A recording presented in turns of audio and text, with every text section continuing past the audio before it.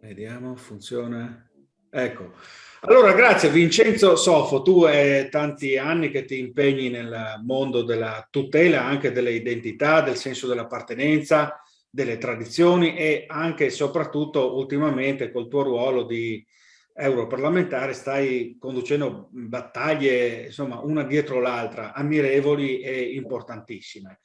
Io sto affrontando un argomento che spesso e volentieri è sulla bocca di tutti, ma tante volte anche strumentalizzato, forse anche esagerato, non lo so, però il tema del clima e della globalizzazione sono temi anche, diciamo, mediaticamente formano un eco dei riverberi, è difficile districarsi in questa confusione. Abbiamo avuto fenomeni come la Greta Thunberg e altri. Io in questo dibattito ho sentito l'opinione di scienziati, ho sentito Pier Giorgio Di Freddi, ma anche Marcello Veneziani. Ho voluto vedere di persona con i miei occhi il problema e ho deciso di recarmi alle isole Svalbard, dove lavorano i ricercatori e dove forse più che in altre parti del mondo si sente, si percepisce questo effetto domino. Io ti chiederei, molto semplicemente, intanto se c'è un rapporto fra il riscaldamento globale e la globalizzazione. La globalizzazione intendo il crescente fabbisogno energetico che spinge a spostare merci e persone con una rapidità impensabile rispetto al passato, rispetto al 1800 per compiere un viaggio dall'India all'America. Adesso in poche ore persone e merci sono in qualsiasi punto del mondo, comportando quindi anche delle rotte commerciali nuove nell'Artico, pensiamo solo alla Groenlandia. Ecco, questo problema del riscaldamento globale è un problema, a tuo dire, reale, esagerato? Quanta realtà c'è e soprattutto l'Europa fa e come affronta il problema? Ecco, grazie. Sì, allora, diciamo, non sono diciamo, un esperto, a me piace parlare, diciamo, delle cose che mi competono, no? Perché credo anzi che si debba tornare un po' alla vecchia pratica per cui, diciamo, a parlare di un tema sia soprattutto chi appunto studia ed è esperto di quel tema. Quindi non mi addentro su quanto sia, diciamo, reale o quanto sia esagerato appunto il problema del riscaldamento globale. Allora, che noi abbiamo un problema, diciamo, in termini di territorio, diciamo, un problema climatico è evidente. Io lo seguo molto, per esempio, banalmente, tra virgolette, perché poi in realtà banale non è, quando vado sul mio territorio di elezione, no, che è il sud Italia. Una delle tematiche che segue è proprio quello oltre che il dissesto idrogeologico, ma dell'erosione costiera. Cioè il fatto che praticamente le coste italiane, ma non solo, io ovviamente me ne occupo per quanto riguarda il sud Italia, siano ormai letteralmente, diciamo, mangiate dall'avvicinarsi dell'acqua, cioè l'innalzamento del livello dell'acqua del mare sta comportando ovviamente all'erosione delle coste con enormi problemi non soltanto da un punto di vista urbanistico, pensate insomma a tutto, diciamo, l'abusivismo o meno, però diciamo anche l'abuso, diciamo, di costruzione edilizia proprio, diciamo, nelle prossimità delle spiagge, e quindi di tutti gli edifici che sono a rischio e quanto questo comporta in termini di danni anche proprio per la tenuta del territorio. Lo vediamo ogni volta che c'è un temporale, che danni che provoca. Questo adesso tra l'altro inizia a essere il periodo proprio caldo. Ma il secondo problema, per esempio, è quello della desertificazione, cioè che cosa sta accadendo?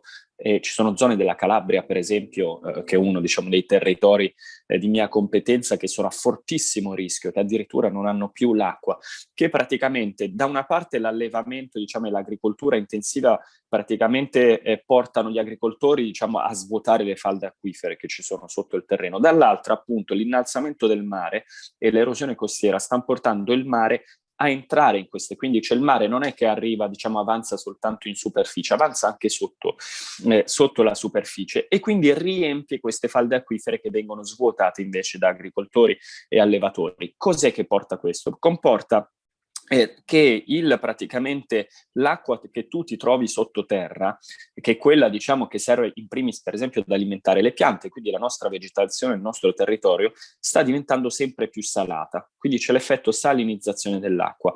Ovviamente il sale che cosa comporta? Comporta il fatto che la pianta e quindi la vegetazione che si abbevera di acqua salata si secca e questo comporta una desertificazione. Tanto per farvi capire l'importanza del problema, ci sono comuni in cui dalle case tu apri il rubinetto e ormai esce acqua salata.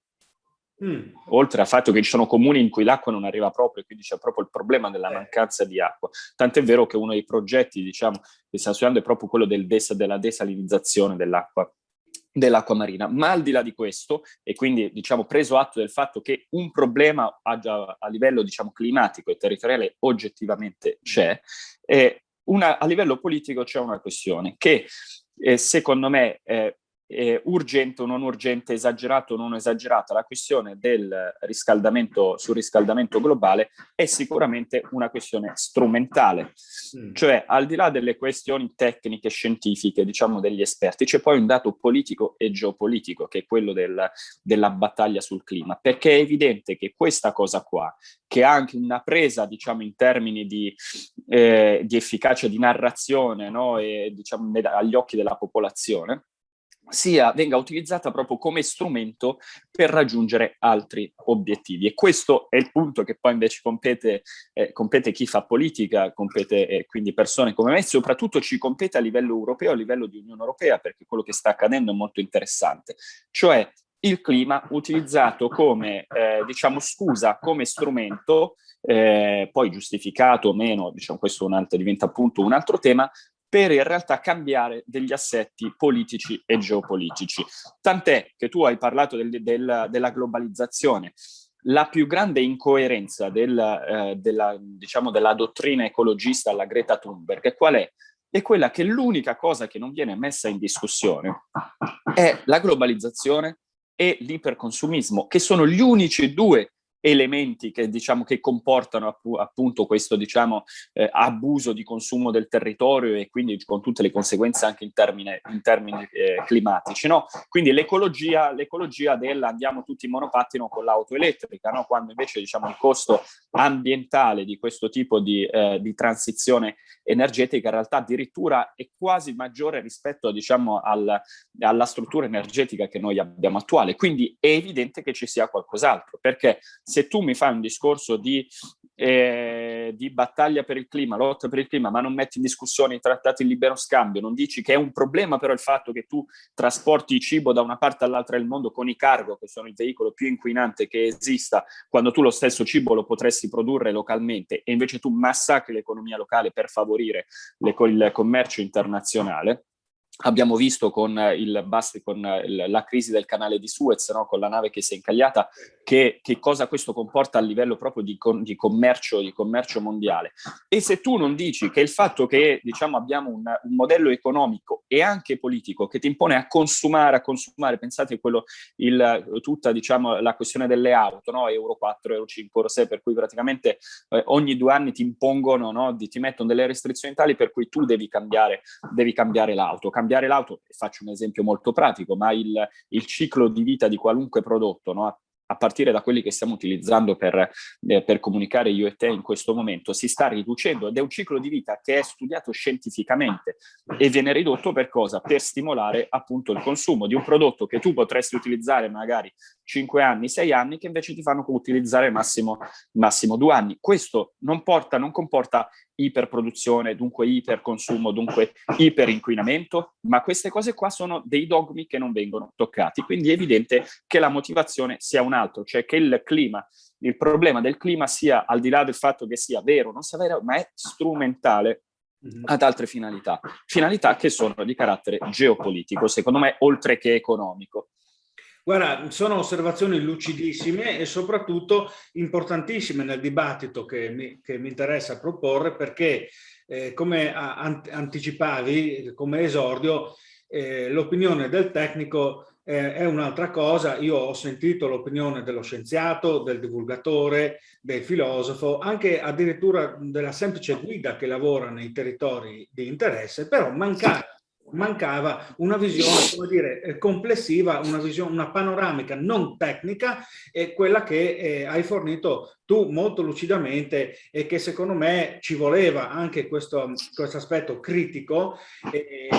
È importante, cioè che tu giustamente mi dici il problema c'è, però viene a volte a tratti strumentalizzato, quindi è un ulteriore motivo di riflessione che spero che venga approfondito. Certo. Diciamo che non viene affrontato nel modo, diciamo, in cui dovrebbe essere affrontato, ma viene utilizzato come scusa invece per affrontare tutto un altro tipo, diciamo, di questione. Certo. Beh, spero che questa nostra chiacchierata venga ascoltata e sia motivo di ulteriori indagini e riflessioni.